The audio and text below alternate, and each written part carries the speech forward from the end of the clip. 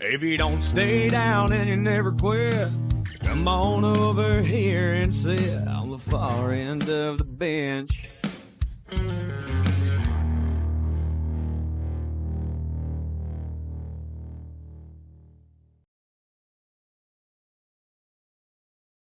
All right, everybody ready? Oil your hips, and move from the shoulders. That's right. That's right, Nico. What do we get to do in Denver now? But it was waddling. We're waddling. We're going to be waddling and sliding, slipping and sliding, looking like flipping penguins going down the field. Woo, baby! We should go ahead and give our apologies. We said you didn't do anything. We chastised you, the Denver Broncos, and they came back with one of the bigger trades that we've seen since the Russ deal, if we're going to be 100% honest. But we'll talk a little bit about why that's similar, a good thing, a bad thing, what this kind of means for the team moving forward, and how they will kind of handle themselves. We're about a month away from the NFL draft. We also have bracket time. Hopefully you're in on our Bracket Brawl, $100 Visa gift card on the line for anybody who gets the best bracket, most amount of points, and it is free to sign up. So we're giving you one for March Madness because we know everybody likes to fill out a bracket. We'll talk about who our first round predictions and second round matchups would be based on those. And plus, we'll get into Avalanche Nuggets. It's a jam-packed episode. It's March. If you're looking to sleep, wait until after this episode is over, and then you can get a nice nap in. Wrestling tournament starts tomorrow at 10 a.m. If you checked out my bracket preview show, I appreciate it. Make sure that you're subscribed and following at FEOTB Pod, because if you do, you won't miss out on any of those extra bonus shows that I did. But I appreciate everybody. It's doing well so far, and I'm going to be posting clips. I'm going to be following that one throughout. We're going to have vlogs for all the rounds of March Madness, and I'll probably do a couple rounds of March Madness too, because I can stretch myself and talk about basketball. That's a lot of introduction. It's a big weekend, but Nico, we're excited. I know you're excited, and we're gonna get dive headlong into things. And it was a big day, big week. Big week. I mean, like, so we chastised the Broncos for not doing anything. We were hoping and praying something would happen because when you run the same team back that lost, obviously one game away from being a Super Bowl, it's a tough pill to swallow. You're like, well, if Bo Nix was healthy, well, then are we sure that we would beat Seattle? That's the next question, right? We don't know if we would have. And with how good they were last year and how good we were, who knows? We go into the offseason, we re-sign a bunch of guys that good locker room guys, not difference makers. You lose John Myers to Tennessee, one of the best interior defensive linemen you had, right? And you lose PJ Locke to Dallas, another backup special teams safety kind of guy. And you come back and reports are saying, obviously careful who you listen to, for 10 days that Jalen Waddle was and the Broncos were in talks. And it felt like a sigh of relief as a Broncos fan because I'll say right now, this is the most talented receiver the Denver Broncos have had since Demaryius Thomas.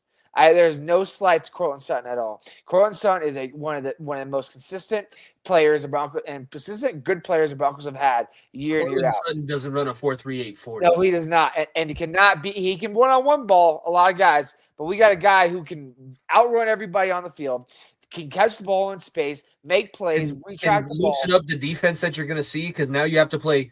Nobody is going to be able to play the Broncos with the cover 3 look anymore. You're going to have 2 safeties behind, which means that J.K. Dobbins and R.J. Harvey is going to have more space to move. This offensive line might be able to open up bigger holes in the interior. Like this doesn't – yes, you build your team from the inside out, but when you make these – we said it. You needed to upgrade a pass-catching position. We thought it was going to be tight end. We thought it could be running back. It ended up being receiver and also receiver that, by the way, on the back end gives you longer stability contract-wise. You don't have to pay as much as a guy like we were talking about, A.J. Brown last week. Like that would have been a hefty price tag that you're going to have to pay. Yeah, the pick swap kind of hurts you, but you end up moving up from where you were in the 4th round this year. You moved up like 20 spots. So it's the tax that you pay for the ability to have this guy around long-term, and it's not going to hurt you salary cap-wise. You lost the 1st and a 3rd, right? You swapped 4th round picks. You lost the 1st and 3rd. And you lost the 1st and 3rd for the best receiver in your division now. Let's call it what it is. Spade. Best wide receiver in your division is playing for the Denver Broncos, Jalen Waddle. He is better than anyone that's on Vegas. Xavier Worthy is the number 1 receiver over there in Kansas City. He's better than him, Rasheed Rice has got his own off the field problems. And on paper, with a quarterback that doesn't have scrambled eggs in between his ears, he is a better receiver than Ladd McConkey. Like that's what you paid for a premium position. And the it did not matter. Like I know people are saying, well, it's a 30th pick. It's still a first round pick. This draft is top 15 heavy. There are 6 receivers on the board, right? 6 receivers on the board. They're all very good. And all of them are projected as of right now. And Kenny Sadiq, I don't know that, are all projected to be gone by 30. So unless you feel so inclined to move up with that 3rd round pick and that 1st round pick to move up to 22 at the highest, you're still banking on hopefully getting a guy that's as good as Jalen Waddle. Hopefully. Like the Dolphins are trading getting pick 30 and getting that 3rd round pick back in return in hopes that they get 2 guys that are worth just as good as him. In hopes. And as the Broncos side, you know what you're getting. You know you're getting a star player. You know you're getting a number 1 receiver that can beat people down the field, right? Like this is a guy that is going to be such a massive difference maker for so many aspects of this team. Like it's going to make such a difference. And this is a guy I remember we were talking about at the trade deadline last year that we brought up, and we're like, well, the Dolphins are trading or shopping people, right? And they didn't shop people as much as they did the offseason, but they were shopping people. We were like, well, let's see what Waddle's price tag is. And the rumors were swirling, and Dan Orlovsky and Stephen A. reported on this because it seems like I can trust them. They felt as though that the Buffalo Bills had a deal in place for Jalen Waddle, but weren't willing to give up a 1st round pick this year. Instead, they pivot and they get DJ Moore. And now the Broncos on the team that just beat you, Buffalo, just beat Buffalo. Number 1 seed in the AFC, lost their quarterback conference championship, and just brought in one of the most deadliest weapons you could have added to this team. It's one of the best trades I've seen this team made. Like in terms of trades, I pair this with the Aaron Gordon to the Nuggets trade because he's a guy that he's not going to win you football games, but he will make such a difference that you will see that he will help you win football games. He's not going to be the reason you win lose games. He isn't, but he's going to be the reason that you beat the crap out of bad teams and go up on and be able to get home field advantage back in the playoffs and host big-time games because he's that much of a playmaker. I am ecstatic to have the Penguin in town. With Jalen Waddle coming in and what he's going to bring to this offense, how is that going to change what you see the team strategy moving forward? Because we have a month to go. You're not pick 30, or are you? Is that the pick that you gave up? Yeah, that was pick 30 we gave up. So it's the 2nd round. Now pick 60 is the 1st draft pick. Yeah, it'll be. I think you still have like 5. So they made enough cap room. That was the other thing. So last week after our show, they made 2 deals where Quinn Miners renegotiated his deal. Jonathan Cooper renegotiated his deal to take a big chunk of their money as a signing bonus. You freed up like $20 million of cap space, and this could be the only move. It could also not be the only move because they have the ability of doing some other things, especially with the draft picks that they have and now acquired. What are you thinking this month before the draft? What are Sean and George Payton cooking up? I mean, like talking about the capital you still have. You still have a 2nd. You still have, I believe you still have a 3rd round pick because you had 2 thirds, and you have 1 more 4th still that got moved up high, like I said, a high 4th round pick now, like because it's from the Dolphins, right? And you still have a 5th, 2 6th, and I believe 1 7th. So you still have a lot of capital to move up and around. There's a couple guys in that 2nd round that I should be targeted. It should be that backup running back for Notre Dame. I forgot I think his Price is his last name. Price. That's a guy that could come in and be that 3rd back. Jacob Rodriguez. If Jacob Rodriguez is not at the top of, it's a tougher pill to swallow how far he'd have to drop now. But I don't know if he's going to be able to bump because I said it about Sadiq earlier. I was scrolling through and I left a comment like, if there was more quarterbacks and more quarterback needy teams, Sadiq I could see falling a little bit further, and then I also see Jacob Rodriguez solidly in the 2nd round. I think that he's a 1st round caliber player. I don't know if he's going to be elevated to that point. The problem is like it's the pick at the back end of the 2nd round. Like I said, that's you would have to probably push yourself a little bit further unless things go really, really well. Yeah, I mean, like, there's a lot of opportunities out there for different moves. I think the two moves that I think would be the home run hits of this offseason and would have this great feeling like we did last year when Hufanga, Greenlaw, Dobbins came in. It's two big names. One guy that obviously has ties to this coaching staff and Cam Jordan, right? A guy that's in New Orleans that could come in on a young deal, come chase a ring, and be a guy that fits right in on next to Zach Allen, which like I said, I don't know if there's rumors out there swirling for it, but the guy knows he's defended Sean Payton multiple times in the media, whatever. So that would be a great addition. And then the other big fish in the sea that I think would be a home run would be David Njoku, who's still not signed to a contract. But obviously, when you have Evan Ingram and you signed your other two tight ends behind him, 2 deals this offseason, it's a lot less likely on that front. But if you hit those 2 fires, your offense is going to be special. Your offense is going to be special, and then a defense that will be just as good, if not better.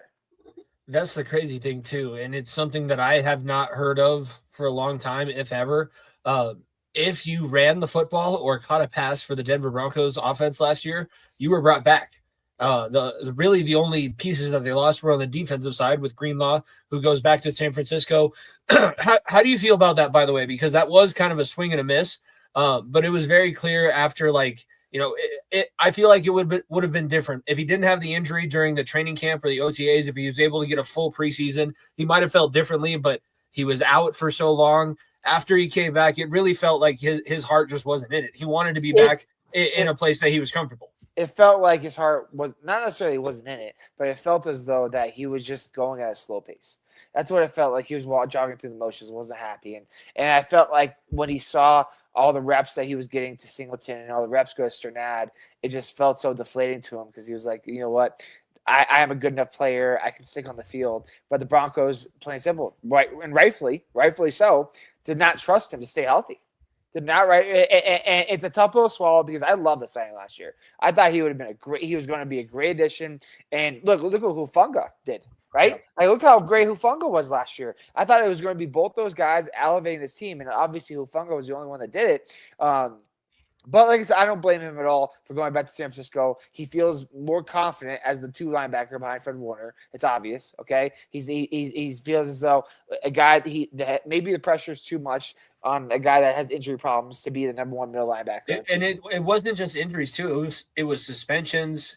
There was something different going on with him this NFL season. It wasn't the Drake Greenlaw that we were accustomed to and what we weren't expecting. And that's what happens sometimes in free agency or with these trades. Like, I could go down a list of guys, of Broncos guys that were hyped up. Randy Gregory. I got highlights of us talking about Russ, Nico. Remember the Russ? I mean, Russ is like obviously a different person because Russ was a Hall of Famer, right? Or was, maybe still is. Who knows? But guys like Randy Gregory, a guy that we thought so highly of, was going to be the replacement to Bradley Chubb and all stay off the weed, man.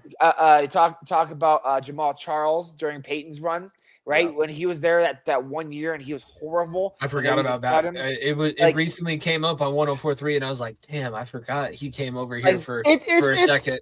Like veterans finding their way to playoff contending teams, it doesn't always hit. And luckily, you hit on a big one last year. And honestly, you hit on 2 big ones before the other one got injured. J.K. Dobbins was a big hit too. Right before he got injured, he was top 5 or top 3 in rushing up until he got injured. That just ends up being a wash because it's exactly what everybody else has gotten out of him in the NFL too. Exactly 7 to 9 games, on pace for 1,000 yards. If he finished the season, he would have had 1,000 yards.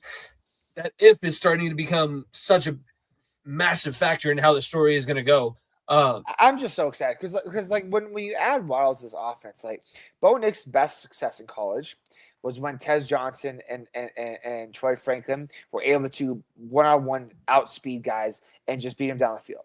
Well, unfortunately, Troy Franklin is not fast enough at this next level to do that.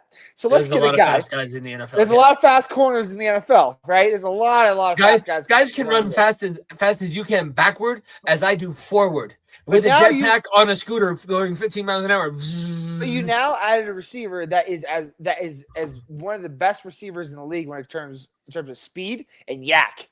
And I mean, yak after yak, yards after catch. This dude is one of the best, if not the best, in the NFL. Oh, Nico, do you have any bad feelings about seeing him catch a bubble screen? You know, one of those patented Sean Payton bubble screens next season? Give me that Payton to DT bubble screen that they ran at least on the first drive every single game they ever played together, from Bo Nix to Jalen Waddle. Give me that every game. Nico's at the blackjack table. Hit me. Hit me more again. Like I am living for it, and I'm so excited to see what he's going to do. Because, like I said, Davis Webb just got a Maserati in his fucking garage. He just added, and now the pressure is on. Like the room for error is this much. Because let's think about Kyle Sloter, or was it Kelly? Bobby Sloat, the offensive coordinator for the Texans 2 seasons ago. The same season that CJ Stroud, sometimes maybe good, sometimes with you know what? Like, he was the hot name, similar to what we're hearing about Davis Webb, and it didn't go well. So, like, how I feel like he's going to be able to make it click, but now the pressure is on. This adds a lot of pressure to the staff that's there, and if it doesn't work, there's as many people as were re-signed this season will be sent somewhere else, and we'll be bringing in a whole new crop. Walmart ain't fooling around. This crop ain't working. Let's get the defective ones out and start building again. And that's what Waddle makes you do to your team. You have to start making plays for him, right? Like Davis Webb was not drawing up plays for Troy Franklin. He was drawing up plays with Troy Franklin as an option. But now you add Jalen Waddle into that side position next to Sutton. That is the question too. I'm interested. How do you think that the rest of the room feels about this? Because now Troy Franklin is not going to be as big of a target. Marvin Mims, who's a guy that's coming up on his contract year, like this is probably going to take away targets from him too because of the speed factor, and maybe they line up Waddle in the backfield instead of Marvin Mims a couple of times. I'll say this: like Franklin's a guy that I think could be one of the best threes in the NFL. I think he could be a guy that has that ceiling of a really solid 3. And you look at Pat Bryant and you look at Marvin Mims. I think the odd man out here is Marvin Mims. And I think what's really going to be a problem for him is that, do you see yourself as more than a special teamer? That's the real question, right? Do you see yourself more than that? If you do, then you're going to be moved because there's no room for you in this room. That's unfortunately what it is. You have guys that can make plays better than you right now in the open field, right? I'll never forget those 2 years ago when how good he was and how much I said we got to use him in the offense more. We got to use this. Well, now we upgraded positions where that our guys are already better than you at that. So if Marvin Mims sees himself as a receiver, he's got to move on from him. That's plain and simple. I don't think so. I think he's one of the best returners in the league still when he gets open space. This we'll see on that front. Troy Franklin and Pat Bryant. Sutton doesn't have a long time to go. Let's put it that way, okay? Like Franklin and Pat Bryant specifically has a golden opportunity when Sutton's deal, I believe, ends this year. After the season ends this year. Pat Bryant could fit into that big, bulky, strong one-on-one receiver. Troy Franklin could be the opposite guy along Jalen Waddle. They should be ecstatic for that. They should be ecstatic for that. I think the biggest benefactor of this Jalen Waddle deal outside of Bo Nix is going to be Courtland Sutton. Like, it is going to be Courtland Sutton because you look how many double teams he had to look at because people didn't respect the other guys on the field, right? You look how many times he had to go up and fight for a ball or make an ugly play with his hands or with his jumping ability and big height. He's not going to have to do that anymore. He's going to get looks with one-on-one balls, with opportunities to get slants and different looks on the outside that he's going to be like, wow, this is easy. Like, this is easy. Sutton has never, outside of Jerry Jeudy for those 1-2 years where Jeudy was actually halfway decent, he's never really had a Batman-Robin combo. And now he doesn't need to be the Batman. He can be the Robin, or he can now benefit from Batman. So I'm like I said, this receiver room, I think it has so much potential. Like I said, I think Franklin should be happy. I understand his touches are going to go down. I understand it's going to be a difficult pill to swallow. But your best friend is still quarterback.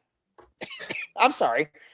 How many times have we seen Sean Payton's offense run 3-4 receivers out there at a time?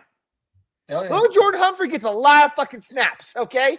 I hope going to if that's one change I'm hoping to see, I hope that we don't see as many personnel groupings. Oh, I hope that we see the same amount, the same personnel on the field for the entire series. That would be something novel. I hope so too. But at the same time, like if you get these like jumbo packages where not jumbo, excuse me, but like light packages where you have 3 receivers, 4 receivers, I'm sorry, you can put Troy Franklin out there, and your quarterback has the most confidence in you out of anyone. Yeah. Right? He does because you played with him, you know him. So I like it. And I've seen this from Troy Franklin, and I think that the ego is not there. So I hope that it continues. But there should be no egos in this room, right? I had coworkers I was talking about when the trade happened in the morning of, and I was like, "This is a huge trade. This is gonna be awesome," and all that. And the coworker came up to me. He was like, "Well, he better apologize to Pat Surtain for saying he's gonna knock him out 2 days ago." I was like, hold on. They played on the same team. Let's backtrack here a second. Have you ever, Nico, how many times have we threatened to fight each other? I can beat you up, and I'm pretty sure you think you can beat me up. Yeah. That's what friends do.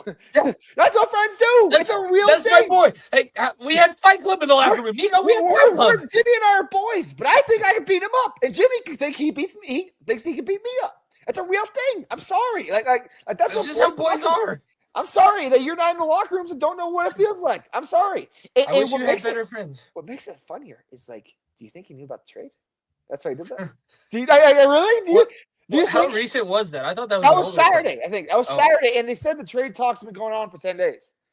Well, so it was at some boxing YouTube promotion BS, whatever. But it was very, very funny that it was a couple days before the trade happened. Is all I'm going to say. I think he knew.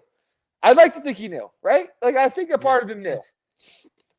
You know, it's an interesting situation too because Miami, you are selling as much as you can. You have $99 million worth of cap hit coming your way.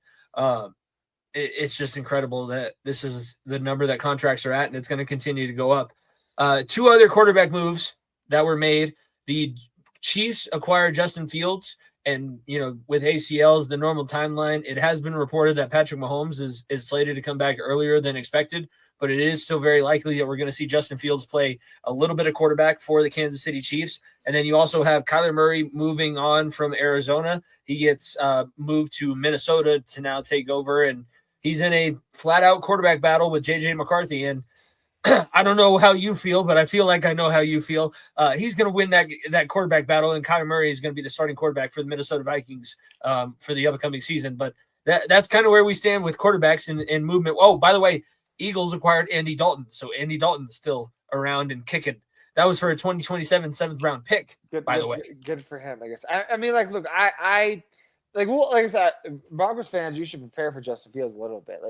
Like, not even just because Mahomes may be injured. Like, I remember when the Chiefs used I believe it was Carson Wentz in packages because of his speed, and there's one other quarterback they had there one that year that they had packages for him, and I was like, what in the world? Like you should expect Justin Fields to have goal line packages where it seemed as a wildcat. Is all I'm going to say. Even when Mahomes is healthy, they'll fold him out there and they'll use Justin Fields as a guy that a tool. A tool is their offense. So that's a good move for Kansas City. I mean, I don't have to go into more depth. Kyler Murray will win that job. J.J. McCarthy has never played a full season in his career. He's always had injuries. At some point, even in Michigan, he got injured and had times where that national championship year, he missed 1 or 2 games due to injury, okay? So he's never been able to play a full season, and now it's very funny that your organization doesn't have any trust in you already. How fast of a 360 or 180 the Vikings have done after the quarterback that led them to the number 1 seed in the NFC last year also led the number 1 seed NFC Seahawks to a Super Bowl win the following year, right? How about eating your eating your words? That doesn't look good, does it? No, it does not. And look, I don't think Kyler is going to be a star in this league anywhere, but I think he could still and like I said, Kevin O'Connell is a great coach. Is a great coach with a lot of great development at the quarterback position that I feel like he could have success. I think he could very well have success with Kyler Murray. But yeah, if you're J.J. McCarthy, if you're Michael Penix Jr. with Atlanta, I mean, the two guys that picked 4 and 5 in that 6 quarterback draft, kind of crazy. What happened is all I'm going to say. Like I remember the whole conversation. Bo Nix is bust. Why are you doing this? Why are you doing that? Yeah. Well, Bo Nix has led his team to a conference championship. Drake May has been to a Super Bowl. Jay Daniels has been to a Super Bowl. Championship. Jay Daniels conference championship. Like every other quarterback outside of 9 and other 9, right, have just had their teams sign quarterbacks this offseason. Less than 3 years, by the way. Yeah. Less than 2 full seasons of quarterbacks play, and they said, "I've seen enough." That's crazy, just crazy. Speaking of crazy with free agency, and before I have one other question for you because I'm gonna let you go off since I know it's coming up a little bit later too. Apparently, ETN is supposed to be Achan. Did you see that? Achan? Yeah, and Devon Achan is also ETN. I didn't see that one. I saw ETN. He's like, it's supposed to be HN. Is like that's the running joke. Is like Devon or the Jaguars are going to trade for Devon Achan now. The guy from Miami because he's because he knows how to spell his name right, but he also pronounces it ETN. Yeah, it was just because it's just funny because it splits in their both. I know, but yeah, good for ETN. I'm good. Like there's so much misnomination and names nowadays, so good for him doing that. Talk about no ego guy. Yeah. No, and lastly, the Dolphins with where they're sitting, they released Tua. They have that cap hit. They bring in Malik Willis, and now trade away Jalen Waddle. What are the expectations if I'm sitting there in Miami? Am I hoping for the Hurricanes to have another miracle season and go to the national championship? Do I have any expectation if I'm a Miami Dolphins fan right now? No, you have zero. You hope that you hit on guys' upcoming draft, and then you hope that Halfley can coach Malik Willis up like he did in Green Bay, and hope that he can lead him to some success. Because your division, you're not what. I saw this tweet. We'll come back to this, but in the division, you have 2 dog water organizations and 2 of the best teams in the NFL: Patriots, Bills, Jets, Dolphins. It's 1A, 1B, 50 feet of crap, and then those 2. Okay, and let's be honest with ourselves.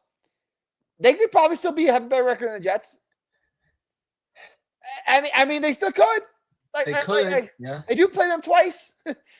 They do have to play each other. And it's a rock fight of who's going to lose worse. It's the old South Park episodes where they're playing baseball. It's like, we're going to lose so hard today. No, fuck you. I'm going to lose twice as hard as you.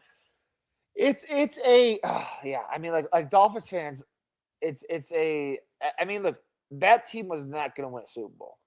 Like when they had Tyreek Hill, when they had Jalen Waddle, when they had Tua for half of with brain cells, that team was good. A team we talked about, I think, like 4 years ago, we're like, this team is number 1 in the AFC. Then they lost their last 3 games and had to go to Kansas City in the Snow Bowl in the first round and got their shit pumped in. Because that was also the Bengals that they were playing that scrambled to his last 3 brain cells. That was the hands incident. Teams just passed them up, and frankly, like there's teams that need to take note. Is all I'm going to say because the Dolphins are in a bad spot. There's other teams that are in worse spots. There's a team with 3 starting quarterbacks on the team, and they're convinced that one of them is going to play week 1 in Cleveland, okay? They don't know if it's Gabriel Shinower or Deshaun Watson, but one of them has to start, and the other 2 have to sit there and watch. So I don't know what they think they're doing. It makes me happy because our rebuild was fast. It was very fast. We just got off of Russ's contract, and it felt like doom and gloom. That when we had Russ that final year, it felt like, well, we're never getting out of this contract. We're not going to be able to succeed. All the other thing, a good quarterback, that one of the best coaches in the league, and just a front office and an ownership group that wants to spend. That's what happens. There's bound to be more things that happen before the draft, and then obviously we'll be rocking through. We'll take a look at a mock draft either next week or the week after. But we have a very big announcement. It was put out earlier, so if you're not following, you should at FEOTB Pod. We have quite a few people already joined up, but if you are watching this live as this is going out, you can still sign up. Go to our Twitter, our Instagram, Facebook. If you just search the Bench Bracket Brawl, you'll be able to sign up and join our group. The winner of our bench bracket brawl will get a $100 Visa gift card. We're putting out the big bucks, getting some big fish out there. We're going to talk a little bit about our picks, but I wanted to make sure that we talk about the fact that everybody has this chance and opportunity moving forward. I know that we're probably filling out more than one bracket. I filled out 10 wrestling brackets. I filled out this basketball bracket. Nico, I felt excited all day. I was like, this is awesome, because for the podcast, I'm going to have content galore. I'm going to be making clips. I thank God that this is the first weekend of spring break. I'm going to have nothing to do. I'm not lesson planning. I'm going to be sitting there. I'm going to be watching wrestling. I'm going to be watching basketball. I'm going to be writing blogs. I'm going to be making clips. It's going to be content galore. So follow and subscribe, truly. If you don't already, I can't emphasize that more. But with this bracket brawl and with the way that things shook out, March Madness, I know that you're the basketball guy. You start the tournament with Round Ball Rock, do you not? The basketball. Well, the best part about Round Ball Rock is that NBC now has half the basketball game, so I hear it every Tuesday night. It's like it's not like it's gotten old, but it definitely, I hear it more often, is all I'm going to say. And I'll be honest with you, I said this last couple weeks, I'm not as knowledgeable this year as years past. Okay, straight up, going to be hand up accountability. Some people like to take accountability here. I'm not very good with college basketball this year, but sometimes that means I'm better. Is all I'm going to say. Sometimes I feel like I know too much. When you know too much, then you're like, well, I'm going to pick this because this. I was like, you know what? I think this team's good. I think this player is good. I'm riding these guys. That's exactly what I did, ladies and gentlemen. Have you filled out a bracket in our bracket brawl yet? I haven't. I filled out a bracket. I haven't submitted it into it yet, but I have it. I didn't know if you were going to use a different, because you can use it. You only get one entry into the group, but you can use any bracket that you want. So if you have a bracket that you put somewhere else, I did the same bracket. I also entered the no free shout out, the Coors Light tournament, because I like Coors Light. So I figured why not Jimmy, give it a chance. Hot take. Here we go. Might be one bracket a year for your boy. Ooh. Like this is the rare occurrences where I don't feel like, because like I said, my Lopes aren't in it. We lost in the semis to Nevada and Mountain West tournament, so we're not in it. And there's not like a team that like I love. There's like a couple players that I think are really good, and a couple teams that I'm like, this team would be good. But then I think, okay, it's March. Duke will mess up somehow. Like it's what always happens, right? Duke will mess up somehow, and then I want to get your thought on this. I was listening to Mark Titus because he was on PMT, and he was talking about how like we kind of forget how much Florida actually did struggle on the way to their national championship last year. We think back and go, oh, they dominated, went all the way through the tournament. It was absolutely a cakewalk, breeze, walk in the park. No, it was I can't remember the kid's name, but it was the guard. He would just take over and just decide, oh, Florida's not losing this game. Florida's going on to the next round, and he would decide that himself. There's not necessarily a team that has a player that's like that. You're going to have to get a good all-around performance. I will say there is really good talent in this tournament. So I would be hesitant to say there's not that, because you look at the Darren Pearsons of the world, Kansas, you look at the Boozer Twins, like you look at Arizona's roster is one of the most stacked rosters up and down, including young Bronny, or not Bronny, Bryce on the end of the bench. Bryce. He doesn't play, by the way, but so much talent there. Like it's interesting. It's very, very interesting. Well, we're going to start off looking at the round of 64. We'll go through our picks for each of the regions. We're not necessarily going to give away our national champion unless you want to. Maybe we'll decide at the end of the segment, but we're going to go through our first round and then what that would lead to in our second round, because we'll be able to talk about this for at least a couple episodes before we actually get to the Final Four, Elite Eight, and all of those things. I'm going to start with the East because that's the way that it pulls up on my phone. So that's up here in the top left. If you're looking and watching with us on the YouTube channel, number 1 overall seed, the Duke Blue Devils out of the ACC, taking on number 16 seed, Siena. Cinderella upset or no? We don't even have to talk about this one. Look, 16-1. It's happened twice. It's happened twice now, so we can't say it's not ever going to happen. But I'm hesitant with Duke. Like Siena, it's a good story. I'm very hesitant with that team. So I'm taking Duke there. Yeah, and we'll go quickly through. We can spend time on whichever game. The one I'm interested about, because Ohio State is not a basketball school, and TCU is actually a little bit more talented than the record might lead on.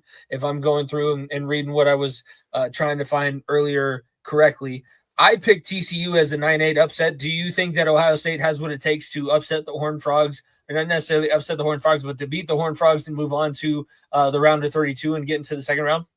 I wouldn't call it an upset. A 9-8 game is not really that. Not to like shit on your parade. I would say these two teams are very even. TCU the past couple of years has had very good runs where they've usually come out at least at the first round and struggle in the second round.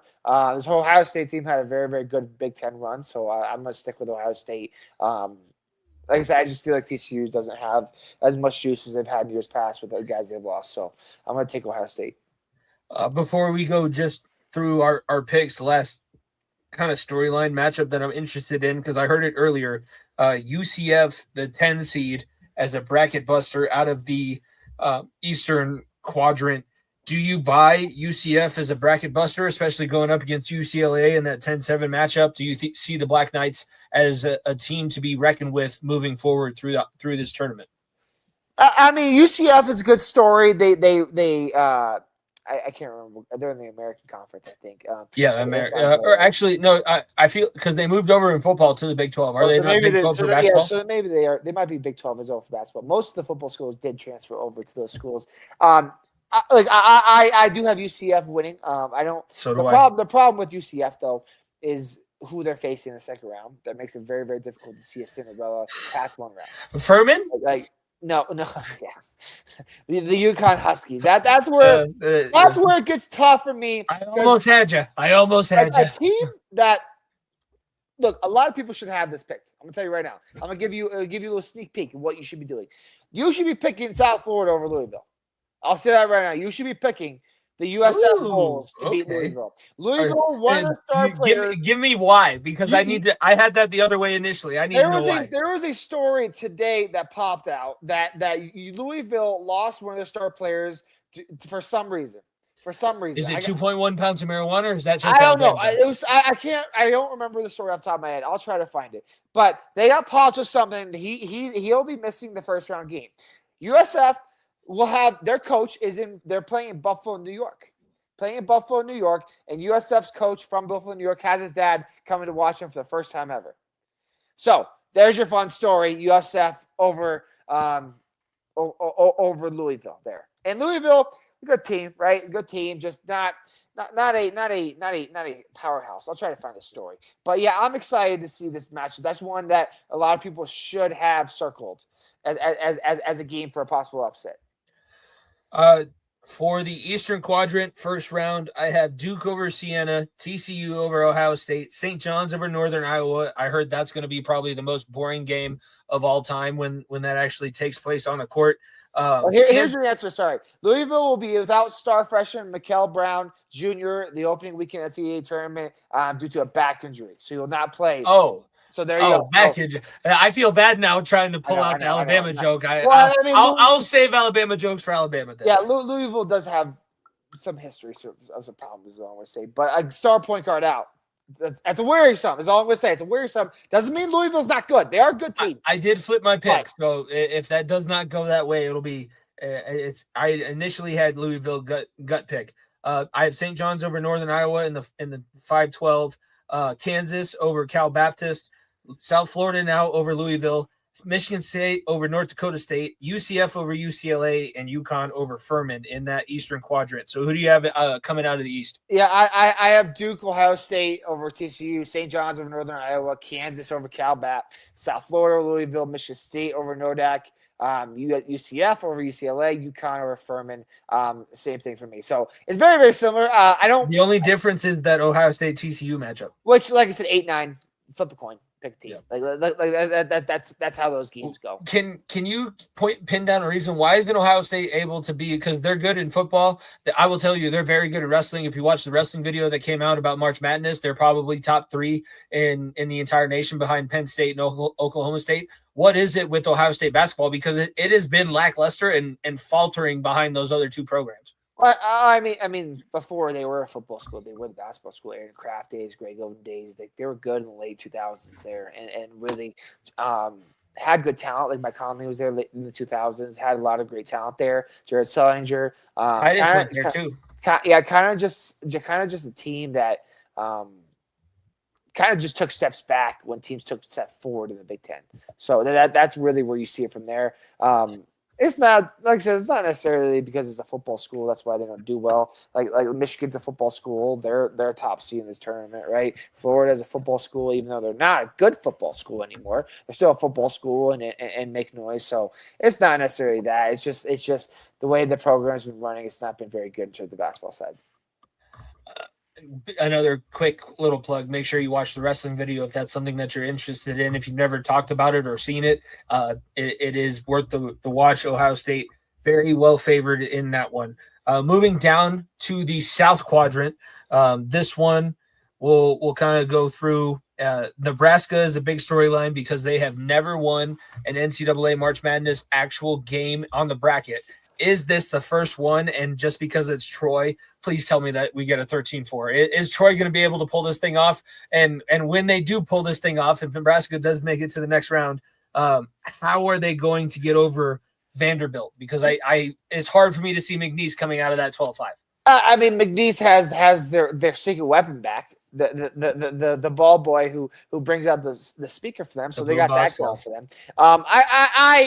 In terms of Nebraska was a top 10 team for a lot of the time, a lot of the season in the country. They were a team that was hot and cold, and unfortunately, the end of the season got cold and really dropped their seeding a little bit. But they're a very, very good ball club, and Troy last year, I remember they were a hot topic in terms of the 13-4 upset too last year. So I don't believe in Troy this year as like I do as much last year. And Nebraska showed me a lot throughout the season and really did well in the Big Ten tournament. So I'm going to stick with Nebraska getting their first win. It sucks, but I feel it. And same thing with Vandy. Vandy, a team that won the SEC championship, and was able to go on a huge run.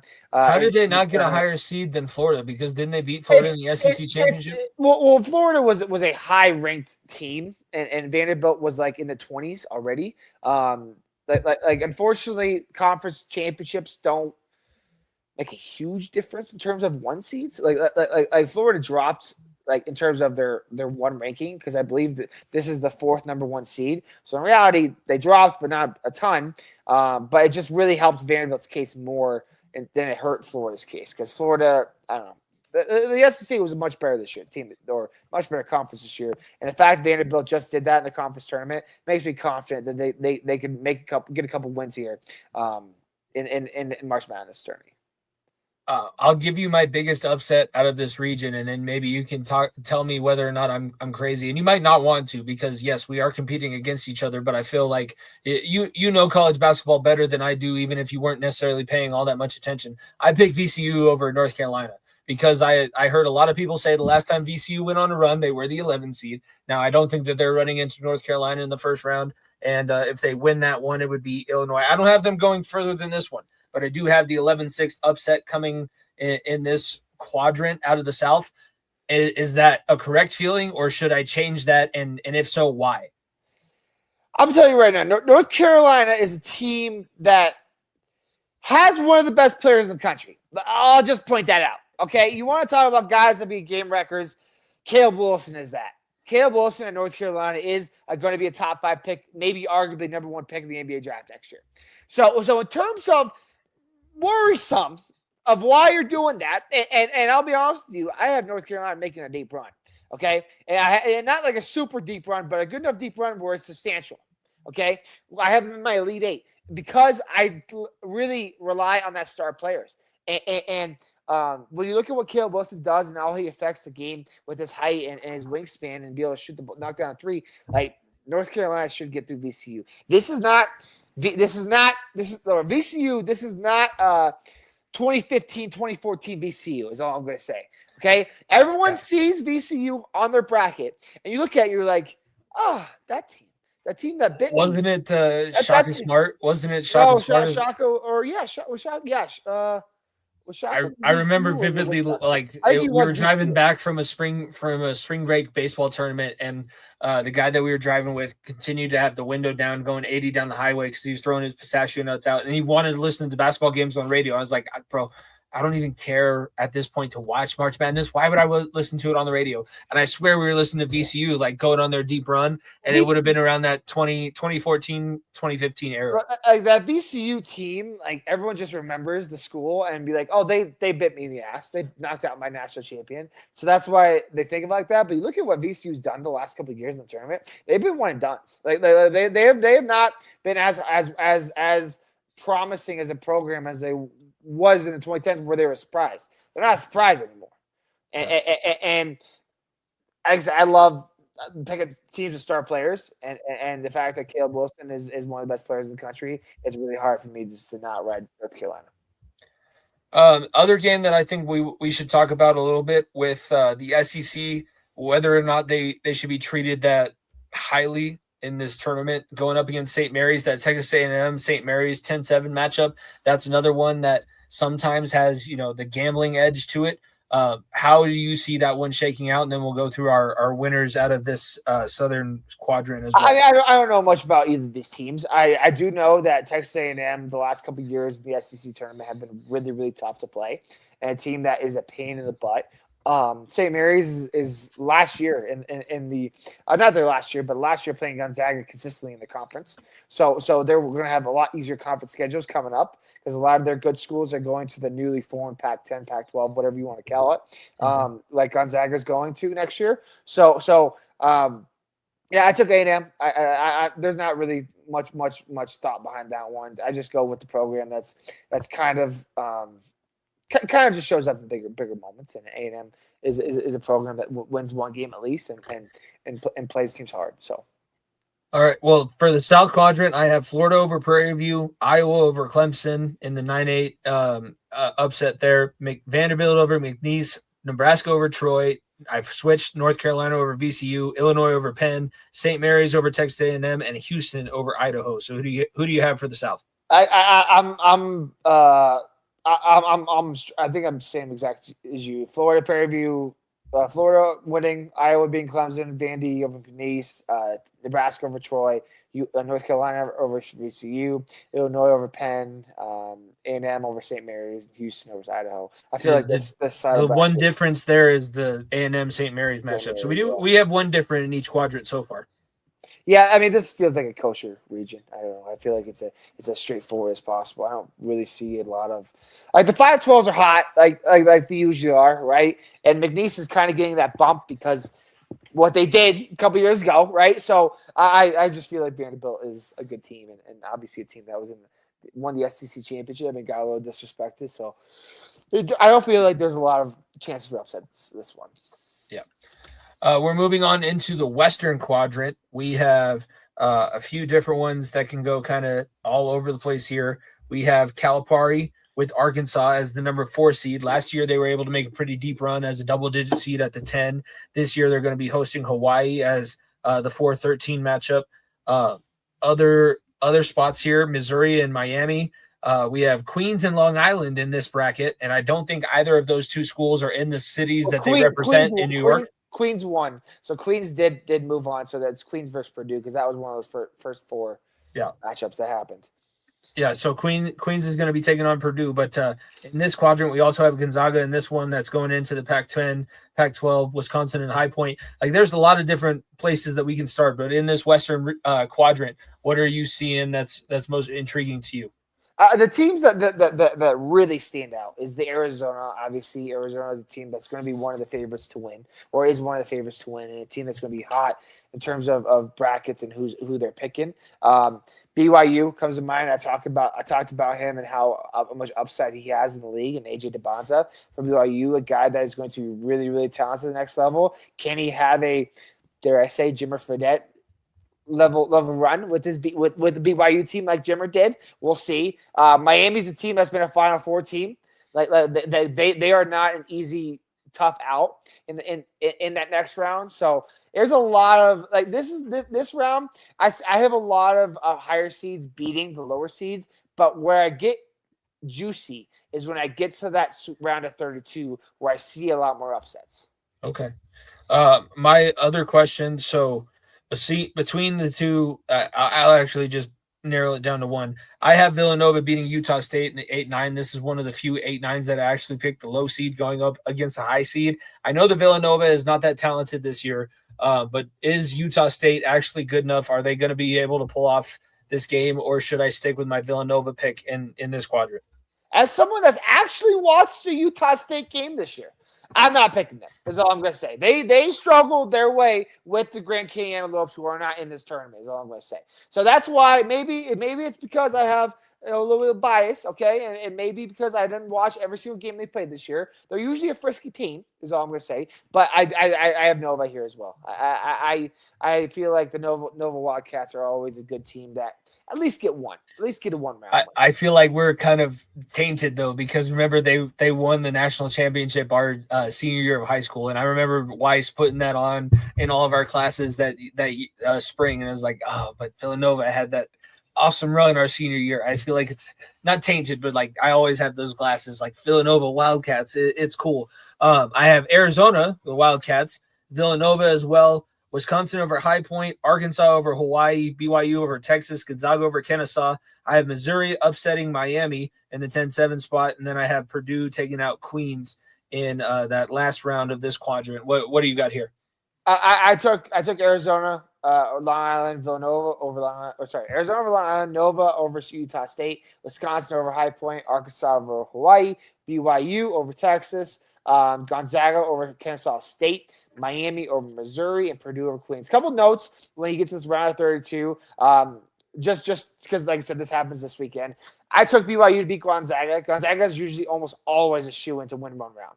Is all I'm going to say. I also took BYU to over Gonzaga without any prior knowledge. So. They are.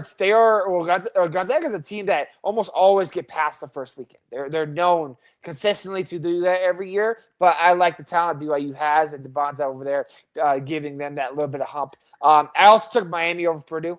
Purdue, for whatever reason, always likes to find the tallest high schooler in the world, and adds them to his team because they have another 7'6" dude on their team. I just feel like Miami's up and down pace and their suffocating defense style will beat them. So I have a 7-6 match with my Sweet 16 in this half of bracket, which should be interesting. Oh, and we're gonna go through the rest of our round of 32. We have one more quadrant for the round of 64, and then get into the rest of the games that we're gonna see this weekend. This also has the greatest Big Ten team of all time, Nico. I heard that today. The Michigan Wolverines, first team to win 19 in a row, or 19 of their 21 or whatever conference games. They were absolutely dominant. They're going to be in this quadrant. St. Louis and Georgia. Is Georgia more than just a football school? Are they going to be able to win a basketball game in this tournament? Texas Tech, who's a team that's been around the Elite Eight, Final Four over the last few years. Alabama, we've been talking about all the players that aren't going to be available. How does Nate Oates play a guy that was caught with 2.1 pounds of marijuana in his dorm room? How do you play that guy at all this round? But we know that he's going to end up playing. He just recruited guys from the G League, so he's doing just fine. Don't worry. He recruited guys back from the NBA, so at least he's got that. Iowa State as the 2 seed out of this entire quadrant. That's a name that I don't hear often outside of the wrestling tournament. Iowa State actually has a chance to do something in the basketball here coming out of the Big 12. So. Iowa State, by the way. Like they have one of the most fun and talented women's basketball players in the league, in college basketball. By the way, they are an entertaining squad that gets up and down the court. They have I can't remember the girls' names, but they're an exciting team. This bracket, couple things for me to know. Kentucky as a 7th seed, it feels like all right. Well, Kentucky should just be able to handle Santa Clara. I have Santa Clara taking Kentucky down. Kentucky is a team that. The last, I want to say 5 or 6, since COVID, basically, they have been a team that is a one-and-done team consistently. They remember Jack Golke or 2 years ago with Oakland? They are a team that a white boy who can shoot the 3, baby. Exactly. And I don't know much about Santa Clara, but I know that I think I have a little bit of confidence in them at least to be able to get past them. Other components here, did Miami of Ohio make the bracket, or is that game happening yet? They're in the play-in right now. I don't know if they're playing right now as we're recording this or what's going on. 320? So that Tomorrow? that doesn't make sense. No, that's the Tennessee versus Miami, Ohio must be 3:20. That's weird. But yeah, because they play on. Hold, please. So that game must be going on right now as we're recording this. Miami, Ohio, SMU. If Miami, Ohio wins, Miami of Ohio is up 81-74 with 2:02 left in the second half. Yeah, I mean that's the juicy pick, right? Miami, Ohio, a team that's only lost one game all season long, and I'm glad. I'm very happy that the committee said you're in the tournament still, right? To go on this crazy run undefeated and you lose your conference championship. The fact they are doing this to SMU, Tennessee's a good team. I think it's going to be a much different game, but I don't mind it. Ride the hot hand. So I went Miami, Ohio too as well over Tennessee. So.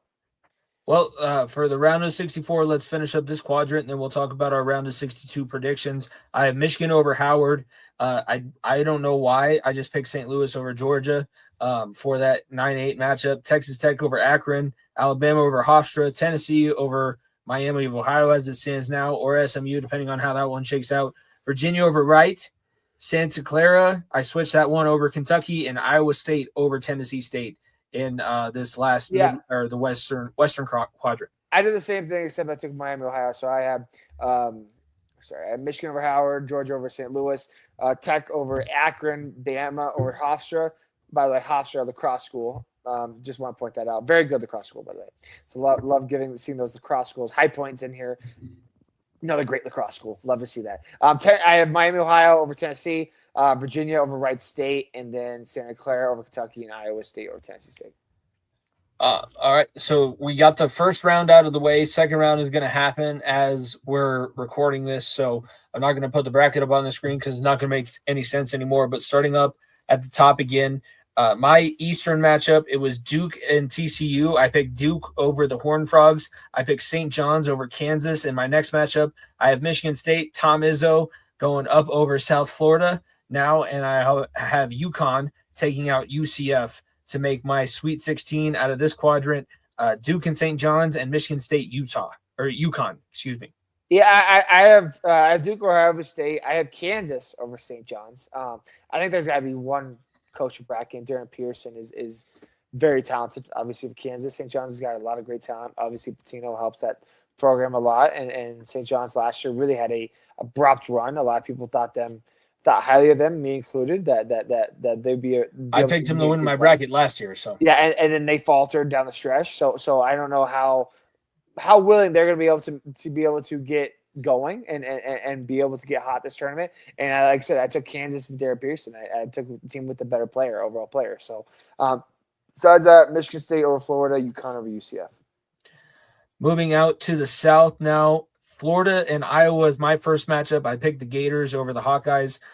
One thing that I did here that was interesting, Iowa plays kind of a totally different style. So we called a game that they played against GCU like 2 or 3 years ago with Edey, and they're not the same offensive.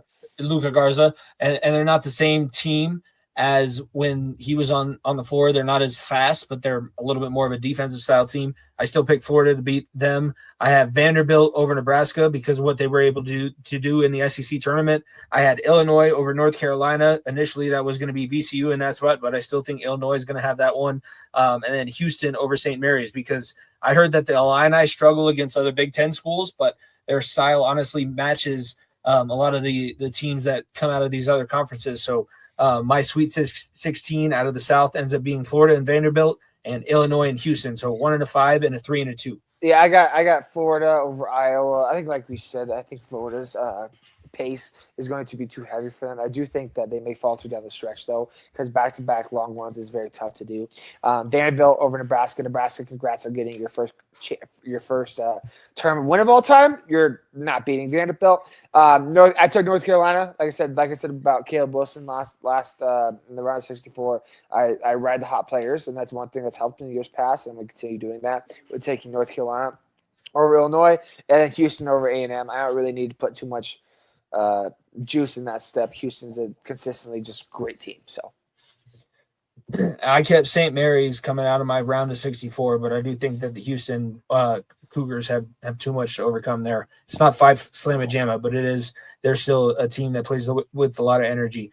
Moving on to the West, I have Arizona and Villanova, Battle of the Wildcats. I have Arizona coming out of that one. I have Arkansas, Wisconsin at 4-5. I picked Calipari over Wisconsin. I know that Wisconsin, this is probably one of the better teams that they've had since the last time that they made a really deep run, but I think that Arkansas coming out of the SEC has them. I picked BYU over Gonzaga and Purdue over Missouri. So my Western bracket leaves for the Sweet 16, Arizona versus Arkansas and BYU versus Purdue. Yeah, this is the side of the bracket that I was talking about the previous segment. Like I love the 6-7 here. No pun intended. I took Arizona over Nova. Love the Arizona squad. Nova just does not have the juice. Arkansas, I went with Calipari. Arkansas over Wisconsin. DeBonza BYU over Gonzaga. Gonzaga struggles with high flying up and down players. Like when you look at years past and what those Gonzaga's teams do, they're slow pace, play at their pace, make you outguard them. They are a team that I just feel I don't feel as confident as in like I think those years where they had Julian Strother, they had Jalen Suggs, and I just remember back being like they had the talent. This year they have the team, they have the depth, they have the players. I don't think they have the bodies to guard DeBonza and BYU. So I took BYU over Gonzaga.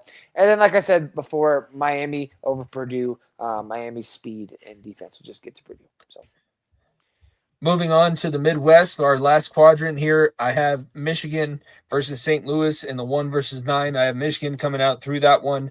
Texas Tech and Alabama. I think this might be where Alabama gets their player back that got caught with all the pounds of marijuana. If he is able to come back, but I have Texas Tech coming through. I have Virginia over Tennessee at this spot in the 3-6, and I have Iowa State taking down Santa Clara in the 2-10 to leave my Sweet 16 for this one. Michigan, Texas Tech, and Virginia, Iowa State. I had the same 4. Michigan over St. Louis, Tech over Bama, Virginia over Miami, Ohio, and then Iowa State over Santa Clara. Iowa State is a good, very, very good team. A team that even if Kentucky gets through, people should still have Iowa State circled because they're a team that could make a deep run. And we'll go through our Sweet 16 one more time because that'll be the next round that we're able to talk about when we have an episode. But again, get into our bracket brawl. You have until 10:15 on Thursday morning when the games actually get started and the bracket gets underway. My Sweet 16, Duke in St. John's, Michigan State and UConn, Florida, Vanderbilt, Illinois and Houston, Arizona, Arkansas, BYU and Purdue, Michigan, Texas Tech, Virginia, Iowa State are my Sweet 16. What are your Sweet 16 matchups that you have? I have Duke, Kansas, Michigan State, UConn. Boy, talk about 4 blue bloods in that Eastern bracket that I'm riding high there. Even though Michigan State's green, they're still technically a blue blood because they play hard. Florida, then I have Florida, Vandy. I have North Carolina, Houston. Then I have Arizona, Arkansas, and BYU, Miami, Michigan over Tech, and Iowa State over Virginia. There's a lot that's similar, but a couple games that are going to make it interesting enough. And it's growing as we're speaking. So we're already up to 33 brackets in our bracket brawl. Number 1 bracket gets a $100 Visa gift card. And hopefully it's not one of the two of us because I know that we've done well in these. I won a couple years ago. Nico won in, I think, the most recent one. So we'll be interested to see how things play out. And again, make sure that you check out the March Madness video that I put out a little bit earlier. Not going to necessarily spend too much time on it in this episode, but it is something that I know a lot of people have already checked out. Make sure that you're following, subscribed, and all of those good things. The World Baseball Classic. Did you watch the gold medal game, USA versus Venezuela? I did not watch. I didn't watch the game, but oh, trust me, I've heard all about it. It's oh boy, it's a lot of pumping up players that just always fail to succeed. It's kind of rough. It really is rough. Like it's Aaron Judge is I think can be classified now as an all-timer in terms of guys that plays down to his competition and a guy that does not play the level he's expected to in big moments. Like it's not good. Not good at all. Not good at all, especially for the Yankees fans out there. And the fact that he goes 0 for 4, doesn't do anything. And luckily Bryce Harper at least wills his team to a close game because this game could have they could have scored 6 runs or less. You're going to talk about 6 runs or less. They scored 6 runs or less throughout the elimination round. Like that's horrible. That's horrible for as good of a lineup as they had. And And I mean, Venezuela has some great players. It's honestly, in terms of the teams in this bracket, Venezuela wasn't a hot pick, right? It was No, the U.S. and it was also it's Puerto Rico, it's Japan, and none of those teams came through as Venezuela. Nico, the craziest thing is that Venezuela outcoached and outmanaged the U.S. And that was something that we even went back because we talked about the Italians almost upset the U.S. to not even be in the knockouts because Mark DeRosa didn't understand that it's still run differential. You were 3-0 in your pool play, but it's still run differential. Going through the roster that he had. So he leaves Cal Raleigh on the bench in favor of Will Smith. Paul Goldschmidt does not play in last night's game. It's Henderson. It's Bregman. You have Bobby Witt Jr., you have Aaron Judge, you have Schwarber, you have Skeens as your pitcher. He wasn't able to go in the final game. But just with the players that you have in your actual offensive lineup, the fact that you couldn't score more than 5 runs in this knockout round, and you got beat 3-2, and you're supposed to have the better pitching. They started off with a guy who couldn't throw harder than 95, and he's not a level starting pitcher. Venezuela had the teams of their pitchers calling the manager and like, you can't pitch my guy 2 days in a row. They had the short straw. They had to play the night before. They couldn't play the same guys over the same again. You also had guys play out of their mind. Like, all credit to Venezuela because they got the performances that they needed. But this massive U.S. lineup was worth nothing. It's frustrating because when you look at like talent, you just said across the board for the U.S., you're like, how does this team not at least hit dingers every time? And then you go back to the pitching. Tarek, like that's a tough part about baseball with pitching. You can have an ace as a starter. I'm sorry, this is the problem with this tournament. And in terms of the U.S., because Venezuela, this is a big moment for them. Japan, big moment for them when they won 2 years ago, whatever it was, right? Big moments for them. I'm not discrediting this tournament at all in terms of them. I'm discrediting this tournament in terms of what this meant to the U.S. players. Because Tarek Skubal said, I'm pitching the first game and I'm out of here. See you later. I'm going to go to spring training with my team. No, thank you. I'll pass on this, right? You had guys like Skeens being like, I won't. You can't use me in the last game. In reality, it was a game 7. It's a 1-game wins all. You'd hope that you'd be able to throw Skubal, Skeens at least 3 innings each, right? Like at least you would have definitely had them out there. That's for sure. DeRosa and the U.S. looked at this like it wasn't a must-win. Like it was a series-long series. It's frustrating. It's frustrating. What makes it more frustrating is these guys had the balls to ask the Team USA hockey team for their jerseys to wear for the walk-ups. And then they do that performance. And I'm like... The hockey team outscored the baseball team in their tournament, Nico. Yeah, they did. Oh, man. Just frustrating. Like I said, there's a reason why the U.S. struggles in the World Baseball Classic because they don't care. I'll say it. They don't care. That's the problem. The pitching staff does not care. Coaching staff does not care. It's tough. And when you look at the Japan team, you look at Dominican Republic, you look at the Italians, even though none of them have been to Italy, like you look at all those, like, I will wear my country, like my country's colors proudly and play hard for it. And I don't care what it takes to lose my body because I want to win. And just frustrating because, like I said, it's on paper one of the best teams. I don't think it's the best team, but it's one of the best teams. It's right up there with the DR. It's right up there with Japan. And you lose to a team in Venezuela that has unreal talent, but a team that and on paper you should have won. So. No, it was disappointing the way that it ended up working out. And when Bryce Harper did hit that home run, it was kind of like, okay, this is where we take over and we settle in. And it never happened. And again, credit to Venezuela because think of all the things that they've been going through as a country over the last month and a half, 2 months. That was probably the biggest moment in their country over the last however little bit of stretch of time. So they deserve all the credit. But this is a bad, underachieving U.S. performance. And we'll see if it changes moving forward. And the Baseball Classic, unfortunately, you got 2 years to have to live with this. And we'll see if the U.S. ends up making it to the final again, because like we said, this is not a guarantee anymore. This should be a very easy walk to the final, but the U.S. always has to battle. And with the way that the CBA works out with the MLB, it'll be interesting to see how things play out moving forward. Last thing before we get into our player and benchwarmer of the week stretch, both teams at Ball Arena, and I'll go ahead and pull up what the game is against Dallas. I'm sure that you have the game up on the screen. It's 1-1 right now, going to third. So these are the two best teams in the NHL, and unfortunately, Gary Bettman doesn't understand that a 1-8 playoff format makes a whole lot more sense than these division rivalries and what he wants to do. But those last two games, the Winnipeg game and then going into the Pittsburgh game on Monday night, man, that was dire consequences, dire situations for the Avalanche, because you go with Blackwood against Winnipeg, and whether you want to say he lost the game for you or not, he got outplayed and outdueled by Connor Hellebuck. And then on Monday night, you start Wedgie. He gives up 3, you pull him, and then Blackwood comes in and gives up 4, and all of a sudden, what we haven't been talking about with this team as a weakness, goaltending, is starting to rear its ugly head at the most important stretch of the season. You got 14 games left. Can you make it through the last 14 games with your goaltending situation and try and keep yourself ahead of this team that is surging behind you? Like the Stars, up until most recently on Monday night, haven't lost, and that was their most recent game as well. So both teams coming off a loss on Monday night, it is a dire situation almost. It's bad. It's bad.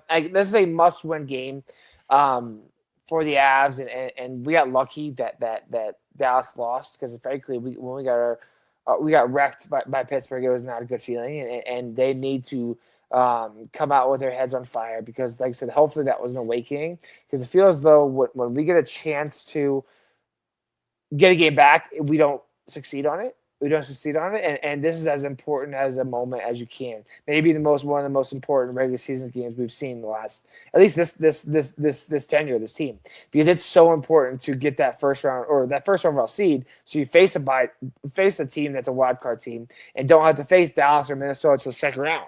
So it's important. It's super important, and they call these 4-point games for a reason, because one team gets 2 and the other doesn't.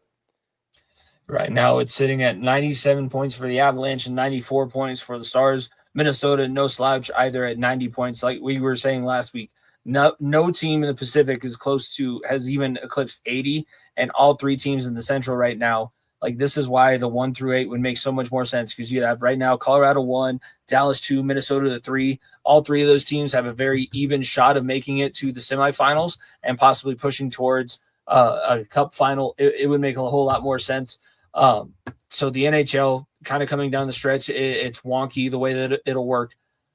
Otherwise, in Ball Arena with the Nuggets, I know that it didn't work out well against the Lakers, but where are we sitting with this team health wise, and then also how are we looking towards the playoffs? After recording the show, I was ecstatic, because you win a big one in San Antonio.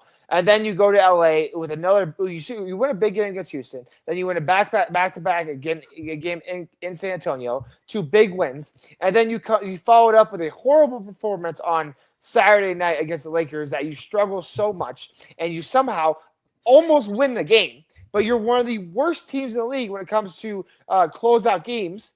And you lose to a Lakers team off a missed free throw from Austin Reeves and a bucket to tie the game to overtime. You just falter in overtime. And then you look at what happened tonight. You lose to the Memphis Grizzlies. The Memphis Grizzlies, who are actively trying to lose. Like, this is why this team can't win. The 6th seed might be a blessing and a curse, because there's a couple things. I think we could beat the Lakers in the playoff series still.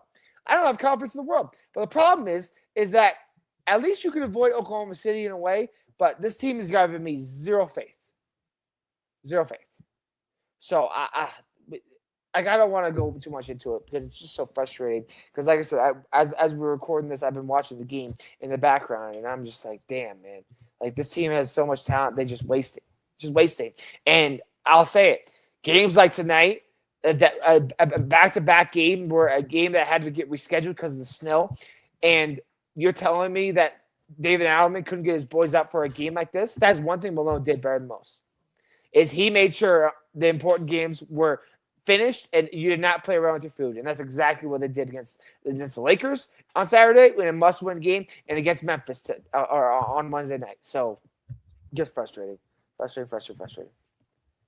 As we're moving past the frustration coming out of Ball Arena, the stumble coming out, make sure that you're getting in on the Bracket Brawl. I'll go ahead and put this up here because I've been working and trying to make things. So if you join right now, we have about 33, possibly 35 people that are going to be up in this competition. $100 Visa gift card for the winner. Join our Bracket Ball here at the far end of the bench. Make sure you're following at FEOTB Pod and subscribe to the YouTube channel as well. But player of the week, let's go to the good stuff because we just talked about disappointment. I want to hear about the good things. What do you have for player of the week here? Well, I started my week off by going to a college lacrosse game. A college lacrosse game on Monday night where Syracuse came into town and played DU Pioneers the first time since 2002. 2002. Yeah. So Luke Roa, a big, strong lefty-righty switch guy, 4 goals and 11 shots on Monday. Beat ranked, I believe they were ranked 16 at the time. They might be lower now. DU on the road in a tough environment. I didn't think Syracuse was that great. Obviously, they have Joey Spallina, a guy that I know, his dad very well, which I got to say hi to, who's the GM of the Redwoods. But Luke Roa, really, I was really impressed. He had this move where it was a high lefty jump shot, and he faked it, jumped, spin around to his right, and made an impossible shot. And I kid you not, me and my buddy PK just sat there being like, "Oh my gosh, that is just some of the most filthiest stuff." It's like when you pump fake a guy in basketball and they fly by and you stare at them and then shoot the 3 in their eye. That's exactly what it was. And I was like, "Damn." So Luke Roa, my player of the week, unreal game on Monday night for the Q's lacrosse team.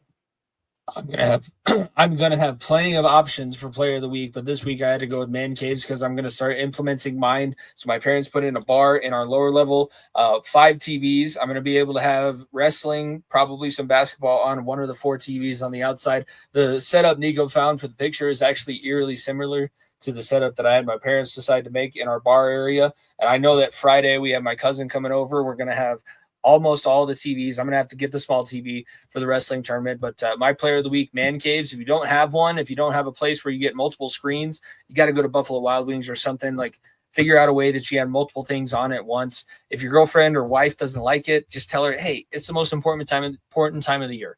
Besides our wedding, besides the day that we got married, this is the most important time of the year, so I need to have my multiple screens, dang it.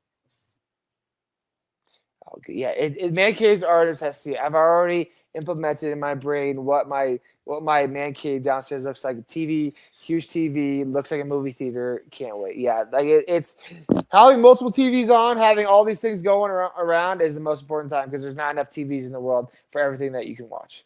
You can also keep your significant other entertained if you have multiple TVs. You can have something on one, and then, Love is Blind, Love Island, one of the few that they want to put on Below Deck. I don't know.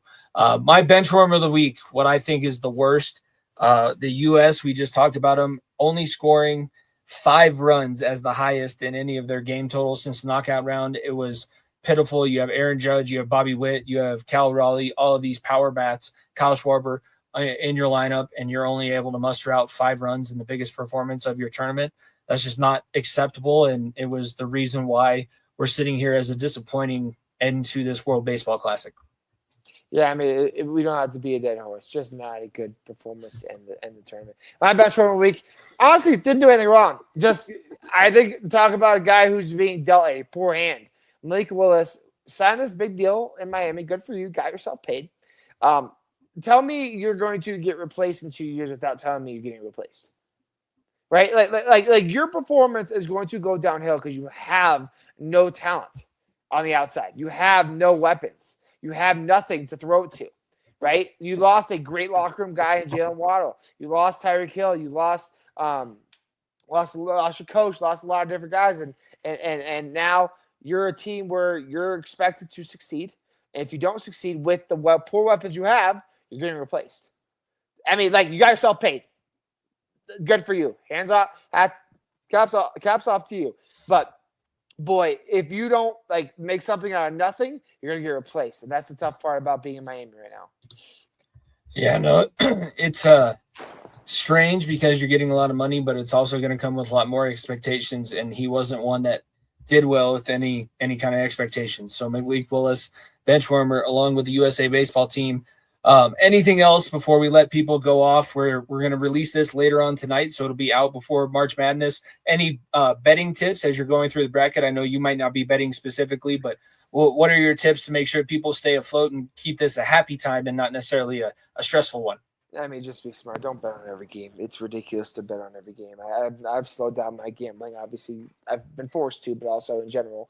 But like it's not worth it to bet on guys to make free throws. Is all I'm gonna say, and hope that guys can close games out. Is all I'm gonna say. It's last year's bracket and championship game. Florida Houston was a great game. They were gonna have great basketball games. It may not be what you expect from the NBA level with the playoffs and all that, but there's great players like the guys who I said the names you need to look at. The Boozer twins, right? And you look at DeBonza from BYU, look at Derek Pearson from Kansas, look at Caleb Worcester from North Carolina. These are the guys that will be big time players in the NBA. Big time players. I'm dead serious. So if you're a bad team, if you're a fan of a bad team right now, keep your eyes on this tournament because there's some talent that'll be to be had. Make sure you're following and subscribe to the YouTube channel as the tournament goes on. If you're not bracketed out yet, make sure you're checking out the wrestling show. I went through all 10 weight classes there. 330 wrestlers going to Cleveland to claim who is the best in their weight class and possible best wrestler in America. This has been a great one. Episode 270 of the Far End of the Bench podcast for myself, Jimmy Pilato, my co-host, Nico Bryant. We will see you guys next week. Peace.